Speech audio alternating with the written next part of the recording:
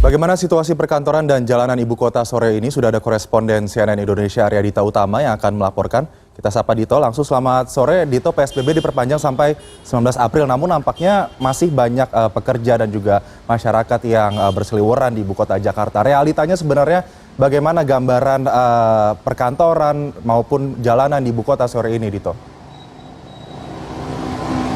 Ya, halo selamat sore Aldi. Memang kemarin warganet banyak yang mengeluhkan kondisi jalanan atau arus lalu lintas di ibu kota Jakarta terlihat ramai, padahal saat ini sudah ditetapkan status tanggap darurat untuk COVID-19 itu sendiri.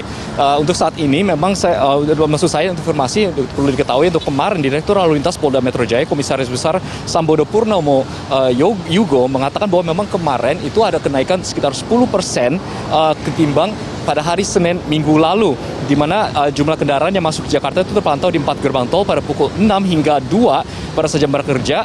Itu berasal dari Bogor, Bekasi, dan Tangerang. Nah, di mana gerbang tol Halim naik 3,6%, gerbang tol Cililitan naik 8%, gerbang tol Tomang naik 9%, dan gerbang tol Kapuk naik 3%. Sementara gerbang tol Cengkareng mengalami penurunan sebesar 9%. Lalu bagaimana untuk kondisi hari ini? Nah, di belakang saya ini adalah situasi lintas bawah Mampang Kuningan. Anda bisa lihat memang ada sejumlah kendaraan, tapi memang situasinya tidak seramai sebiasanya dibandingkan hari-hari biasa. Perlu diketahui memang saat ini sudah jam pulang kerja. Sementara jika Anda bergeser ke sebelah kanan, kondisi arah kendaraan yang dari arah Mampang Perapatan menuju ke kawasan Kuningan juga Anda bisa lihat cukup lengang. Artinya memang tidak terlalu banyak kendaraan yang menumpuk di lampu merah yang ada di perempatan Kuningan dan juga Mampang Perapatan itu sendiri. Sementara itu jika Anda bergeser ke arah sisi utara, Anda bisa lihat bahwa memang jalan arus lalu lintas di sini juga di perempatan Mampang dan Kuningan sendiri tampak cukup lengang. Memang ada sejumlah kendaraan yang masih melintas, tapi memang jika dibandingkan dengan kondisi pulang kerja pada biasanya, saya bisa katakan ini memang cukup relatif lancar. Hal yang sama juga saya pantau dari laman Twitter dari TMC Polda Metro Jaya sendiri mengatakan bahwa memang sejumlah ruas arus jalan di Jakarta sendiri terpantau cukup relatif lancar, artinya relatif sepi. Sementara itu juga tadi saya sempat melihat ke kawasan Sudirman, di kawasan Semanggi lebih tepatnya, di situ juga arus lalu lintasnya relatif lancar. Tapi memang tidak separah atau tidak semacet jika dibandingkan kemarin. Kami masih belum tahu informasinya kenapa hal itu bisa terjadi, mengingat bahwa status tanggap darurat sendiri di kota Jakarta sudah ditetapkan sampai tanggal 19 April mendatang. Bahkan saat ini sudah ditetapkan untuk PSBB untuk mulai Jakarta. Tapi memang kita bisa lihat memang kendaraan yang masih lalu lalang di Jakarta sendiri tidak menggambarkan suasana PSBB itu sendiri. Artinya memang cukup banyak kendaraan, tapi memang tidak sampai menimbulkan kemacetan itu sendiri. Begitu, Aldi.